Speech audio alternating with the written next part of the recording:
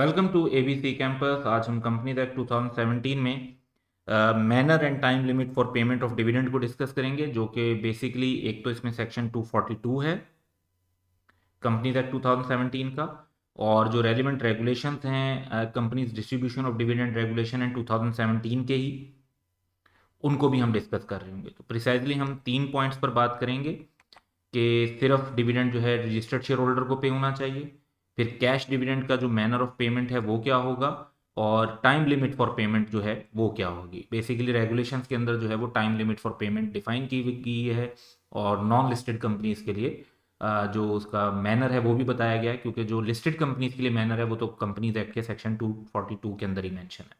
तो इसमें हम सेक्शन 242 ऑफ कंपनीज एक्ट और रेगुलेशन 2 जो डेफिनेशन हैं, दो डेफिनेशन 6 और 8, और रेगुलेशन 3 पूरा, और रेगुलेशन 4 के सब सेक्शन 1 एंड 2 को कवर कर रहे होंगे from companies distribution of dividend regulation 2017। तो सबसे पहला पॉइंट हमारा ये है कि to be paid only to registered shareholder, यानी कोई भी डिविडेंड जो एक कंपनी डिक्लेयर करती है वो पे होना चाहिए रजिस्टर्ड शेयर होल्डर को, या उनके ऑर्डर के मुताबिक। यानी जैसे वो कहते हैं कि किसी और जगह पेमेंट करनी है तो उनके ऑर्डर के मुताबिक या तो उन्हीं को पेमेंट हो या उनके ऑर्डर के मुताबिक पेमेंट हो, ऐसे पीरियड में हो और उस मैनर में हो जिसमें स्पेसिफाई किया जाए। स्पेसिफाइड का क्या मतलब होता है कि कमीशन इस सिलसिले में रेगुलेशन बनाएगा, और कमीशन ने इस सिलसिले में ऑलरेडी रेगुलेशन बनाए हुए हैं जिनका टाइटल है companies distribution of dividend regulation 2017। तो अब हम मैनर ऑफ पेमेंट को डिस्कस करते हैं। नेक्स्ट पॉइंट हमारे पास है manner of payment of cash dividend, के कैश डिविडेंड किस वे में पे करना चाहिए।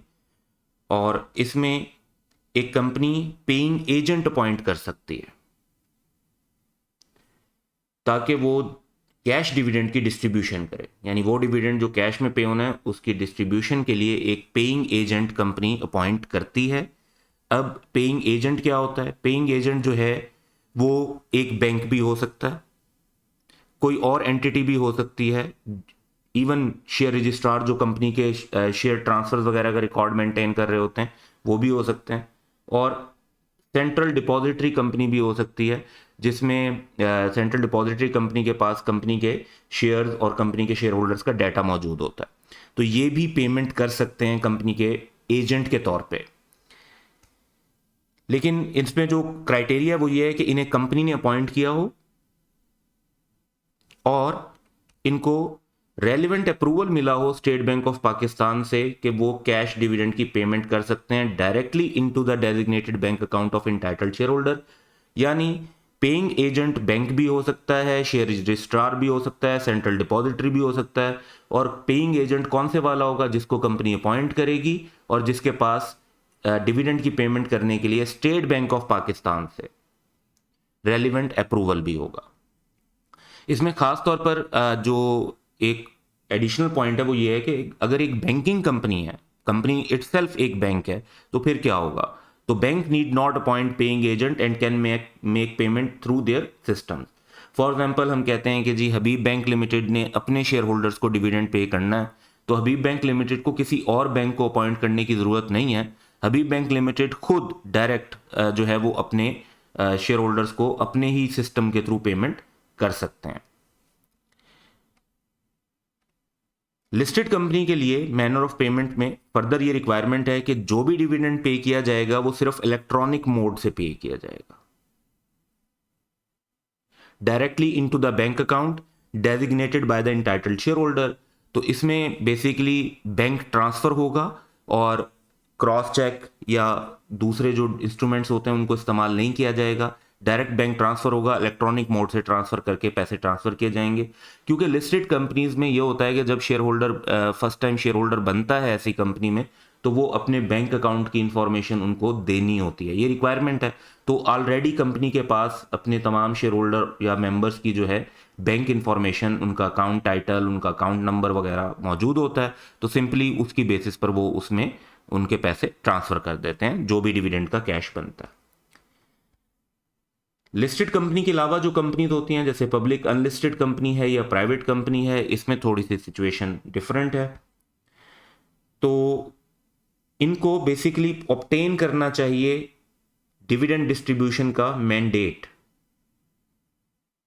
अब ये कैश डिविडेंड डिस्ट्रीब्यूशन का मैंडेट क्या है? मैंडेट का मतलब ये है कि ये अपने शेयर होल्डर से ये कहेंगे कि आप बताएं कि आप किस तरीके से पेमेंट लेना चाहते हैं। तो कोई से 3 मेथड में से ये शेयर होल्डर को यानी ऑप्शन देंगे, और शेयर होल्डर उसमें से जो मैंडेट यानी जो ऑप्शन सेलेक्ट करेगा उसके मुताबिक इनको पेमेंट करनी होगी। So obtain cash dividend distribution mandate at the time of becoming a share holder for any of the following 3 mode. के जब शेयर होल्डर बनते हैं तो उनसे पूछ लिया जाता है कि भी इन 3 में से एक मोड सेलेक्ट कर लें कि आप किस तरीके से पेमेंट लेना चाहते हैं। डायरेक्ट ट्रांसफर चाहते हैं अपने बैंक अकाउंट में, डिविडेंड वारंट लेना चाहते हैं, यानी एक डॉक्यूमेंट होता है क्रॉस चेक की तरह।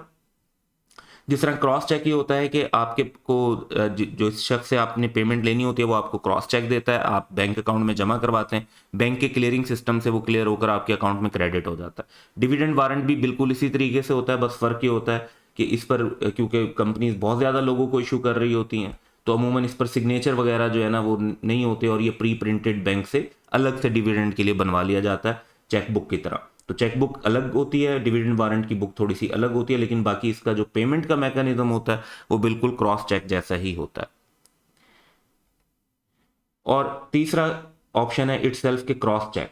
अब ऑब्वियसली क्रॉस चेक कुछ जगह पे बड़ा सूट करेगा, फॉर एग्जांपल या कर सकता है जैसे एक प्राइवेट कंपनी है और उसमें शेयर होल्डर्स की तादाद जस्ट 2 3 4 है, तो वो कंपनी तो क्रॉस चेक भी इशू कर दे तो उनको उससे भी पेमेंट करने में कोई ख़ास प्रॉब्लम नहीं बनेगा, क्योंकि इतना ज़्यादा वॉल्यूम ही नहीं है कि उसमें उनको बहुत ज़्यादा रिकॉर्ड और डॉक्यूमेंट्स बनाने पड़े। तो इन 3 में से कोई भी एक मैंडेट जो है वो शेयर होल्डर को सिलेक्ट करना होगा नॉन लिस्टेड कंपनी में, और फिर कंपनी उसके हिसाब से पेमेंट करेगी। The share holders can change the mandate at any time during the year through a written request containing all requisite details to the company. जाहिर बात है अगर आप बैंक अकाउंट वाले मोड की तरफ चेंज करते हैं तो बैंक अकाउंट का टाइटल और बैंक अकाउंट का नंबर ये डिटेल्स आपको प्रोवाइड करनी होंगी एंड सो ऑन। तो जो भी या इसी तरीके से क्रॉस चेक की तरफ शिफ्ट करते हैं बैंक अकाउंट से तो फिर आपको अपना एड्रेस प्रोवाइड करना होगा जहाँ पे वो क्रॉस चेक जो है बाय कोरियर और बाय पोस्ट डिलीवर होना चाहिए। तो ये मैकेनिज्म यूज़ किया जाएगा for payment of cash dividend in other than listed company. तो इस पॉइंट पर आप नोटिस करें कि हमने एक कॉन्सेप्ट डिस्कस किया कि पेइंग एजेंट अपॉइंट करके पेमेंट की जा सकती है, और ये पेइंग एजेंट जो अपॉइंट हो सकता है ये लिस्टेड कंपनी के लिए भी इलेक्ट्रॉनिक पेमेंट्स में हो सकता है, और ये अनलिस्टेड कंपनी में भी अगर बैंक अकाउंट से ट्रांसफ़र करते हैं तो उसके लिए किया जा सकता है। इवन डिविडेंड वारंट या क्रॉस चेक वगैरह प्रोसेस के लिए भी पेइंग एजेंट को अपॉइंट कर सकते हैं, लेकिन इनफैक्ट ये अपॉइंट जो किया जाता है वो बैंक अकाउंट में ट्रांसफ़र के लिए किया जाता है, और जो बाकी मैकेनिज्म है जैसे क्रॉस चेक वगैरह वो तो कंपनीज खुद ही बनाकर इशू कर लेती हैं, क्योंकि अमूमन वो नॉन लिस्टेड कंपनी में होते हैं तो उसमें इतना वॉल्यूम भी नहीं होता कि पेइंग एजेंट को अपॉइंट करने की ज़रूरत महसूस हो। सो ये हमारे इससे पॉइंट हैं। अब हम नेक्स्ट पॉइंट की तरफ चलते हैं। टाइम लिमिट फॉर पेमेंट जो है कि हम देखते हैं कि कुछ सिचुएशंस ऐसी हैं जिसमें लॉ के अंदर डिविडेंड की पेमेंट को विदहोल्ड करना अलाउड है।